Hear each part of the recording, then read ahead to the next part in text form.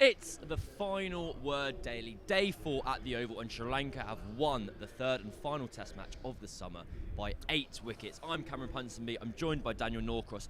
This show, as ever, is brought to you by Westfield London and Westfield Stratford City. And to summarise day 4, what existed of it, is going to be Daniel Norcross in 30 seconds. Sri Lanka needed 125 to win with 9 wickets in hand, and they absolutely pissed it. Oh, I could say something more. There was a catch and deep fine leg, but England never looked like taking a wicket. Their bowlers actually looked a bit knackered, end of season, carrying a few niggles. But Sri Lanka made it to a sumptuous victory with a sumptuous century from Pathum Nissanka. Our hats go off to him, and our hats may, if we had them, would probably go off anyway because the wind is horrendous and autumn is upon us, and that's it, folks. Summer's over. The summer is over, and it's bloody freezing on this balcony. You should have worn more clothes. You know what's frustrating? I literally have a jumper and a little shacket thing downstairs, but I chose against it. I thought I wanted to wear a nice shirt for the audience. So in the comments below, someone could be like, "It's a nice shirt, Cam." So please do leave that comment if you do believe it. Well, it is a nice shirt, but it's fine. Anyway, we're going to split this show in 2 today. We're going to do a little bit on today because Sri Lanka have won a match. Have won the match. It's their 4th win on English soil, kind of in history, in the 21 matches they've had here. That does deserve kind of care and attention. I arrived at the ground today having considered working from home, going, you know what, there's going to be this chance for something dramatic. There's going to be a chance for a Sri Lankan collapse. There's going to be a chance for an exciting finish. We didn't get that No. because Sri Lanka bat very well, or did England bowl poorly, or had the zip from the game gone, they kind of just coasted home? I think there's a 4th option as well, which is that, I mean, you and I have watched a lot of matches here at the Oval, and just because it's grey doesn't mean the ball's going to do a great deal. Correct. It's cold. And when it's cold, it doesn't do much here. April, for example, is the best time to bat at the Oval. Partly that is because it's fresh wickets. They're all lovely and hard and whatever.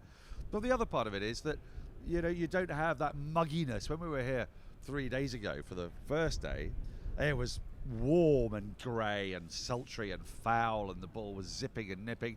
And actually Oval pitches tend to get a little bit easier to bat on. We've discovered this season the highest first innings score in the first innings of a match was made by Warwickshire. They made 343. Surrey won by 9 wickets. It can get easier to bat. And I don't think England bowled particularly well. I thought they bowled without particular zip and fire, but that had something to do, I think, with the conditions, and also had to do with the end of a long summer. And when you know that Wokes is carrying the odd niggle, you saw that Josh Hull has got a strapped up thigh. Is Wokes carrying a niggle as well? They're all carrying niggles. That's all of them. That's all of them. You got the strained quad. You got the lot. So they're a bit knackered. But I don't want to really dwell on England and their bowling because I just thought Sri Lanka was superb. They didn't give England a sniff. Nissanka, that's a great 100. I mean, that's a really, really good 100. And if that had been made by an English player chasing 219 abroad, then we would be waxing lyrical about it. But because it wasn't a particularly big crowd, it was a very cold crowd, and the match never ignited, there was no real atmosphere today. Nothing really happened except brilliance from Sri Lankans. But that's what we're here for. That's what we're here for. We can wax lyrical about the innings because Nissanka, when chasing kind of lower scores, 200, 220, I think Stuart Broad said this on commentary, like, the last thing you want as a bowling attack is someone to kind of come after you. You want someone to respect you and be like, if we bat the overs, we win. If they take the game into their hands, then, oh shit, we can only actually bowl 45 overs at them rather than 75 and have the extended chance for 10 wickets. Nissanka took his momentum of yesterday into today. He kind of pulled and cut and drove. He played all the cricket shots well.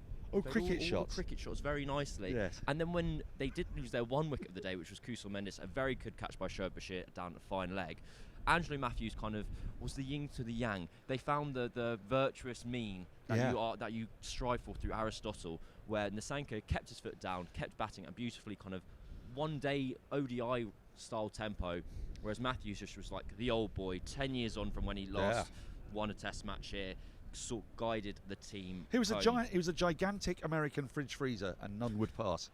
None would pass. None could get past Angelo Matthews today. They were going to win. He was determined they were going to win. There was flair, but there was sense. There was proper Test cricket. Is that what you mean by the cricket shots? The cricket shots. It's slightly in contrast to some of the shots, don't you? The non-cricket. Well, I've kind of reached a conclusion that when people say that's a proper cricket shot, those are the words of a fuddy-duddy, if don't mind me saying so, Cameron. It's the reverse scoop ramp over the left shoulder. That's also now a proper cricket shot, but I know what you mean. The classical high elbow, The cut was fed somewhat, I thought. Right, but yes. I think, Sri Lanka, congratulations. I hope you're very happy. We're going to move on to more of a overarching view. That's a little. I hope you're happy. Well, I genuinely do hope they're happy. Some of the audience will have grasped my cultural reference there, but you're a bit older than me, so you won't quite have grasp where the comedy was in that sentence comment. What is that, old boy? What is that? I'm sorry, I couldn't quite catch that. to focus on England in the whole, I think yesterday was the day where you kind of put the knife in a little bit. You go like, guys, what on earth has happened here? And today was kind of on autopilot from that point on, where the damage had been done. First of all, we're going to just talk about today in isolation quickly. In that, as you said, it is the end of a long summer, and England had a bit of a problem today, where they didn't have anyone to bowl. Yes. Gus Atkinson, who has been in and out of Gus Atkinson wasn't selected for Surrey earlier this season in one county championship match, and the Surrey were very coy about whether he'd been rested or left out or dropped. He doesn't play kind of back-to-back matches for Surrey. Now he's done 6 test matches in a row, and they go, he's got a bit of a tight quad actually. You go, okay, well, he wasn't fit enough to bowl yesterday morning. It's now like we have to keep giving him the ball, where you go like, oh my God, but we need you. And then you go, well, can we give it to the 20-year-old Josh Hull? And they're like, no, he's got loads of strapping. He's actually not that fit either. Apparently Chris Wokes was struggling as well. You get the impression you run out of players quite quickly. And so it was a team literally on their last leg for most of the bowlers. And I think that contributed to the easy nature of the victory. But then, how does that play into the summer as a whole? You've been here across all of it, working for the BBC. A successful summer? 5-1, maybe the bare minimum? Is that too harsh? No, I don't think so. I think okay. I think England have actually played very well in large Lovely. portions of the summer. There have been occasions when they perhaps tried to be a bit too flamboyant, but then they've clawed it back. They've realised that whenever they've let their opponents in, both West Indies and Sri Lanka in the first 5 tests of the summer, they've then slammed the door with some smart partnerships. The introduction of Jamie Smith into the side. He's obviously very fine decision. He's a very clever player who plays the match situations, doesn't he? We saw it yesterday. He played the match situation, played himself in. They kept the field up. Then he went Burko and hit that brilliant 67. So, look, I think there is modification in the way they've played. Yep. I think if Ben Stokes was captain, would England have played quite the way they did in this game? I don't know. They'd have had a different balance to their attack and to their batting lineup, because it is tough when you take out a batting all-rounder like Stokes, and then when you make changes, you want to bring in Josh Hull, you actually weaken the batting lineup in a strange kind of way, because out goes Matt Potts, who's very effective with the bat. So they've probably gone in with the weakest batting lineup of the entire summer, and that showed in their returns. But I suppose what you might also point at is that they've not really dominated at points of the bat. If you took Joe Root out of quite a few of the match situations in this game, if Joe Root was the one who was injured, not Ben Stokes, then that would have caused problems, because who is the glue then? Who is the person that they can bat around? Because a lot of players have really sort of tried to impress. We know Duckett's going to play the way he always plays. Yeah. Let's also forget that England are missing Zach Crawley in this game. There's a lot of players that they would have had at the start of the summer that they don't have now. So looking at their progress, I think actually they've come along and they've modified the way they play. I'm not going to say baseball. They've modified the way they played to close the door when the opponent has looked like they're back in the game, and put the foot back on the throat. In this game, this is an anomaly. They've played really bad cricket in this match. I mean, it's undeniable. That's not to take anything away from Sri Lanka's performance, winning by 8 wickets, but Sri Lanka won by 8 wickets because they, apart from the very first day, have consistently played much better cricket than England have. And that's not been characteristic of their summer. It's been a great summer for Joe Root. It's been a great summer for Gus Atkinson. It's been a great summer for Jamie Smith. It's not been a great summer for Harry Brook, I would suggest. Correct. I would say also that Ben Duckett has come in and out. He's put in some performances and some not. He's not consistent. He's probably not there to be consistent. I think Chris Wokes has proven that he can do a Jimmy Anderson role in English conditions. Out goes Anderson, in comes Wokes, and you could see him doing it again next year, but he's getting quite long in the tooth, so how sustainable is that? It's a shame they didn't try out someone like Sam Cook, who's probably, he's got a longer shelf life. Like to know what he can do in English conditions. They've uncovered some quick bowlers that, they've used Josh Hull here, and you can see that he has a high ceiling, not just because he's 6'7", but because you can see what he could do. We saw him swing the ball a bit. We've seen him get some bounce. So there's been lots of good things to come out of it. They're not the finished article. I think they need Ben Stokes back. I think there are some worries going into the winter about who's available. Mark Wood is a bit of a loss. Correct. Big loss in this game, I think. You can imagine he would have made quite an impact at certain points in this game. And they got 6 test matches, Pakistan and New Zealand away. They're not going to be easy games to win. We don't know what kind of pitches are going. We don't even know where they're playing in Pakistan yet. But or if it is in Pakistan. Or probably will be. We think. But so there are question marks there. And who are the bowlers that are going to be fit enough to rock up in those conditions over this part of the winter? That's pretty much the way it feels to me. I mean, Atkinson, big winner. Root, big winner. Jamie Smith, big winner. And Atkinson and Smith are great for England. Not so great for Surrey, who, as at the moment we're speaking, could really have done with both of them against Somerset, the title decider, which is really where all eyes are now turning. Naturally. Well, maybe Atkinson and Smith can hop along tomorrow. I think that'd be a terrible decision. Yeah, I don't think they can. I don't think they can do that. No, because Smith's going to be playing against Australia in the ODIs. Oh yeah. No, I think you've got your tone. I think you've got your kind of disappointed, telling off parental tone of this England team quite right. Where you go like, I'm so proud of you. You've learned, you've changed, you've improved as a person, as a player. But what were you doing today? It's quite patronising, isn't it, for a 55-year-old man who really can't hold a bat anymore? I don't think it's patronising at all. I've seen you shadow bat occasionally, kind of down the corridors. But no, you're right. This is the first summer where it genuinely has been a new generation of England team, and I feel like people often use that phrase when like one player changes. You go, oh, it's a new era, and you're like, well, is it a new era? This time, actually, in the space of 12 months, you've lost Anderson, Broad, Bairstow, kind of Moeen Ali again retired yesterday. For the first time, you looked around, and Joe Root wasn't playing in like his team with his mates. Joe Root was Grandad, as Harry Brook called him. And then if you take that kind of context from where we left India, where Brendan McCullum and Ben Stokes basically, after losing that 5th and final test, went like, this isn't fun anymore. Like, we need to change, we need to adapt. A lot of the reasoning why they couldn't just be like all happy, clappy, smileys, because they knew they had to drop Johnny Bairstow and James Anderson. You can't do that with a smile on your face. You have to take that seriously. And so if you take this summer in the whole, you go, right, the West Indies, you're right, Sri Lanka, yes, they're not brilliantly strong sides, but the West Indies had a very strong seam attack, for instance, and they didn't find much success. Sri Lanka had a very strong batting lineup on paper. They didn't have that much success until this kind of final day today. If we take it in the whole, we're giving England a warm round of applause. I was going to give them a letter, and I decided I was too boring. Well, I am. They've won the summer 5-1. They played one really shit game of cricket. Not good enough. Had they won this game, it would have been 6-0. That's a clean sweep has been done in 2004. Before that, it was like the 50s. It doesn't happen very often, and they've been entertaining while they've done it. What I would say though is that they do go rather quickly. So this has been the shortest summer. And what do I mean by that? It's a very good question. What do I mean by that? Aside from the fact that we had the T20 that didn't finish till the end of June, which rather messed the English summer. What I mean is that the average length of a test match this summer has been 254 overs. Now, that is the shortest length of test match. Why didn't you bring this shit up earlier in the show? This is interesting. Is it? Sorry. Was everything I said before boring? Oh, that's it. So, 254 overs. Now, the shortest previous series, or shortest number of overs to complete matches, the previous summer was 1954, which was Pakistan's inaugural. Well, you will remember it. It's Pakistan's inaugural series in England. So they're a pretty weak side in 1954, although they did draw the series 1-1 with a fantastic effort. I think it might have been here at the Oval, but I digress.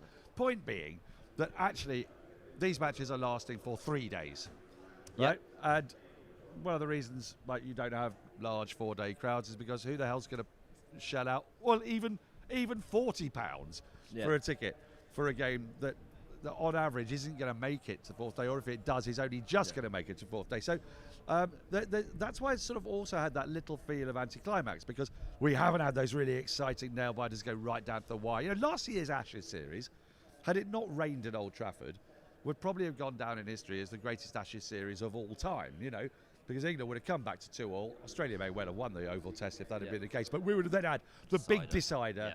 That went to the very end of the 5th day. And like the whole of the summer, it just like felt, oh God, we are blessed. And the world of the world of England, the world of England. England is the world, to be fair. The world of England. I was about to say the world of cricket, but the world of cricket probably wasn't just obsessed with the Ashes, but England was, and it was an odd-numbered year. There was no football on, there was no Olympics, there was no election or anything like that.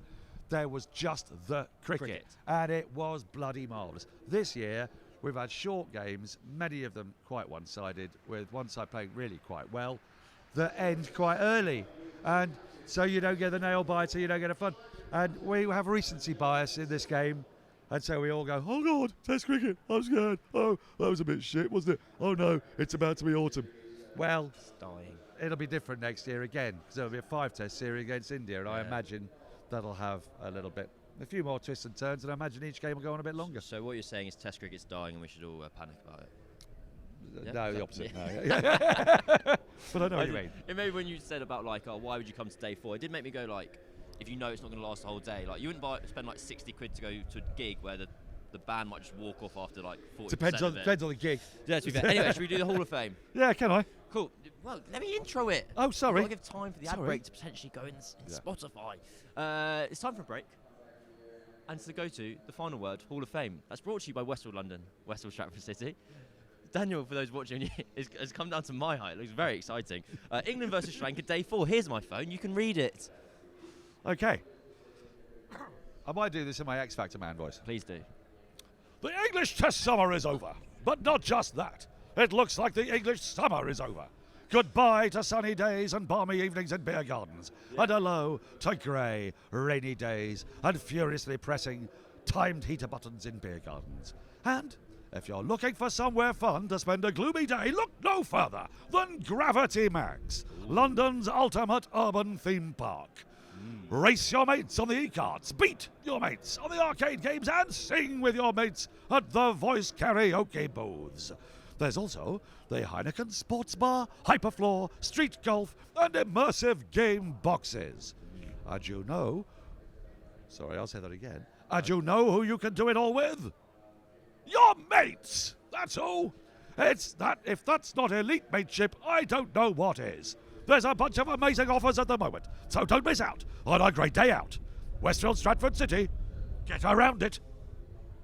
I don't really understand the last line particularly, but... Get around it. Get around it. That's a kind of Aussie expression. It's like I get around it. Yeah, exactly. Sorry, I'll do the last line again. Oh, my goodness. Westfield, Stratford City. Get around it. Perfect. Now people will be flocking there. Yeah. It's fine. Right, Hall of Fame. Sounds fun, though. I'll go first. Yeah. I'm going to pick out 2 kind of bits of fielding. One, I enjoyed how Shoaib Bashir took a very good falling / diving catch at fine leg, and it was one of those moments where the reaction from his teammates didn't quite correlate with how good the catch was. It was a very good catch, but they were beside themselves that he'd taken it, basically. And so I kind of enjoyed that kind of moment of just joy and surprise that a man had a moment in the sun. And another person who had a moment in the sun was Nathan Barnwell, a Surrey player who's a substitute fielder. And Nissanka dropped the ball into the kind of chasm of mid-wicket, and they've turned for 2. And Nathan Barnwell, rather than just kind of lumbering up to the ball and chucking the ball in, has sprinted in, picked up the ball and tried to run out Angelo Matthews, who until that moment in time thought he was kind of having a very nice little stroll, forced him into a massive dive. It was all very exciting. I enjoyed it. The crowd got up and about around it. I've forgotten how to speak. Yeah. And then on Sky Cricket, Ricky Ponting was on commentary, and it was all quite funny because it was like, oh, England's substitute fielders at the Oval, and I went, ha ha ha, because Ricky Ponting got run out by Gary Pratt. Oh yeah. There you go. I'm going to give you maximum 45 seconds to do your one. I don't really have one, except because it was that kind of a day. Pathum Nissanka's celebration when he got his 100. Yeah. He did the hang on. It's very helpful for those listening. Yeah. He made a crucifix sign. He did the kind of Freddie Flintoff thing. Yeah. And I enjoyed that, and I liked that, and I also liked the way that I liked his winning shot to win the game, and I liked the fact that meant that this Test summer is over and we can stop saying that Test cricket is dead, and then we can, in 4 weeks' time, get really excited about the winter starting, and there'll be lots of brilliant cricket to look forward to. Actually, earlier than that, I'm really looking forward to Sri Lanka playing against New Zealand a week on Wednesday. There's a test match starting a week on Wednesday. It's so much fun. Right, well, we might never see you again. Test cricket, as Daniel keeps on pointing out, is dying. There's no more shows ever. No, it isn't. But if they are, this one was brought to you by Westfield London, Westfield Stratford City. Get yourself down to Gravity Max. He's been Daniel Norcross. I've been Karen Ponsonby. This has been The Final Word. We'll see you and speak to you again very soon. All of those things are strangely true. Yeah, some of them.